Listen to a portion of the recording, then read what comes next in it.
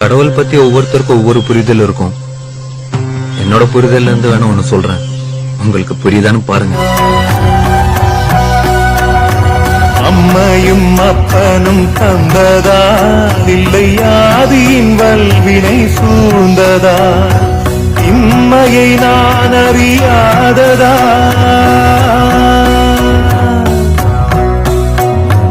இம்மையை நான் அறியாததா, சிறு பொம்மையின் நிலையில் உண்மையை உணர்ந்திட பிச்சை பாத்திரம் ஏந்தி வந்தேன்.